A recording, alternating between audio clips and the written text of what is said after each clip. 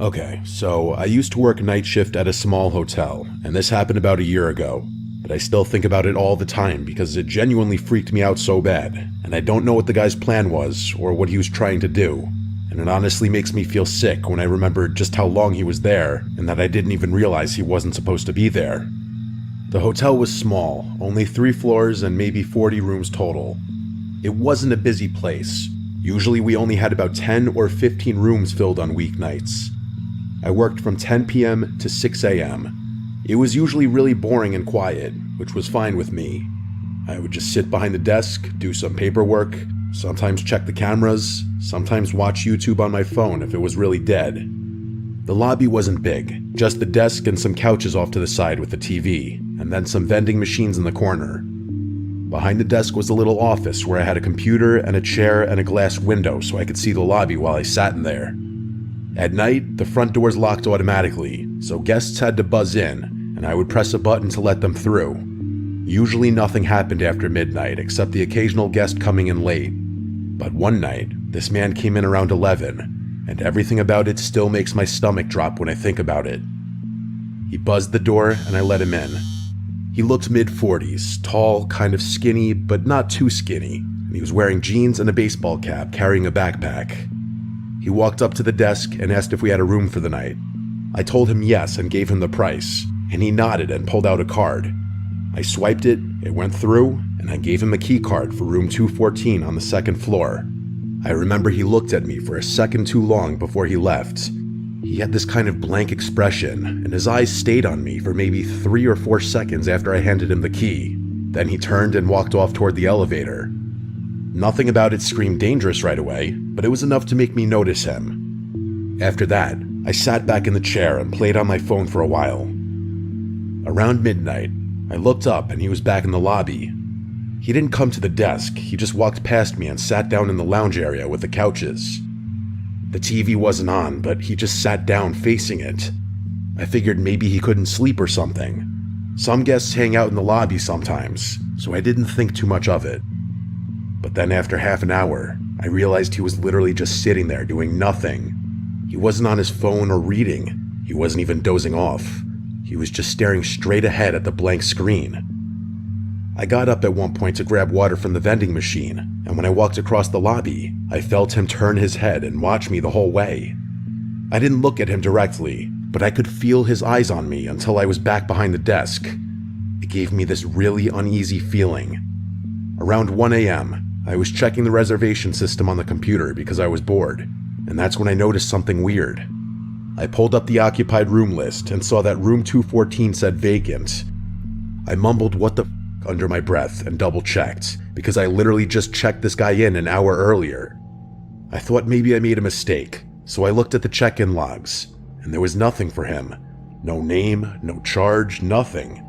Then I went into the transaction screen to make sure his card had gone through earlier, and it showed no payments. I remember feeling confused as hell, because I swore I swiped his card and it beeped like it worked, but there was nothing in the system at all. That's when I picked up the phone and called room 214. It rang like 10 times, but no answer. Then I checked the key card entry log, which tells you if the door to that room was open that night, and it showed nothing. No one had entered the room. That's when I realized he never even went to the room after I gave him the card. I looked over into the lounge, and there he was, still sitting there staring at the TV that wasn't even on. I started to get this awful feeling in my chest. I sat there debating what to do. Part of me thought maybe the system just glitched, but the fact that the room had no entry log and no charge made it pretty clear he wasn't even checked in. I waited another 15 minutes just watching him. Around 1:30, I walked over and asked if everything was okay. He turned his head and looked at me with no expression, and he told me he just couldn't sleep. Then he turned back toward the TV. I nodded and went back behind my desk, but my hands were shaking. Around 2, I noticed he wasn't sitting in the lounge anymore. My stomach dropped right away because I didn't see him in the lobby at all. I scanned the area, and then I spotted him standing at the end of the hallway by the bathrooms, half hidden in the dark. He was just standing still. I kept glancing up at him, pretending to be on the computer. He stood there for a while, and then slowly walked back and sat in the lounge again like nothing happened. I called my manager at home and explained what was going on. She sounded tired and told me to just keep an eye on him and call the police if he did anything threatening. I remember hanging up and thinking that it already felt threatening, but I didn't know what else to do. I checked the security cameras after that. I saw him on the first floor hallway camera. He walked all the way down the hall, stopped at the end, stood there for several minutes, then walked back. Later, he went into the stairwell and stayed in there for about 10 minutes. I don't know what he was doing in there. Every time I looked up from the computer, he was somewhere else, near the vending machines or by the elevators, once just standing near the corner of the lobby where the light didn't hit well. He was always staring. By 3:30, I couldn't take it anymore, so I called the non-emergency police line and explained that there was a man in the hotel who I didn't think was a guest. They said they'd send someone. While I was waiting, I noticed he moved again, this time closer to the desk. He was standing maybe 15 feet away, just watching me. He didn't blink much, and he definitely didn't speak. He just stared like he had a staring problem. I pretended to type something on the computer, but I was so scared I could hardly breathe. At around 3:50, the buzzer went off, and I thought maybe it was the cops already, but it was just another guest coming back late. I let him in quickly, and the man turned his head and watched the guest walk past. I noticed his eyes follow him the whole way across the lobby. That scared me even more, because it was like he was studying him. A few minutes later, the man disappeared again. I checked the cameras and saw him standing outside one of the guest room doors on the first floor, like he was literally just standing there. So that's when I called actual 911. I told them he was outside a guest's room and I didn't know what he was trying to do. They said officers were on the way. I kept my eyes glued on the camera feed, and he just stood at the door for about 3 minutes, then slowly walked back to the lobby.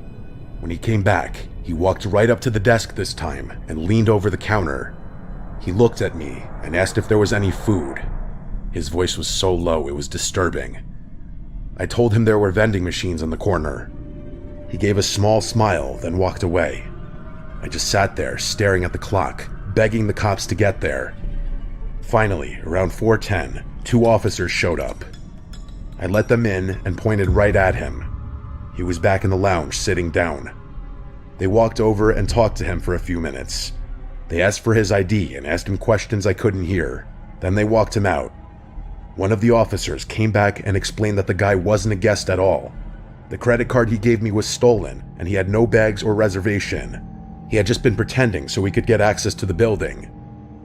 They charged him with trespassing and the stolen card. After they left, I sat there shaking until my shift was over. Every time I looked at the cameras, I expected to see him again. The part that messed me up the most was realizing he had been inside the hotel for hours, wandering around and standing outside guest rooms, watching me from different spots, and he was never even supposed to be there. I have no idea what his plan was, but I know it wasn't good. That was the scariest night of my life.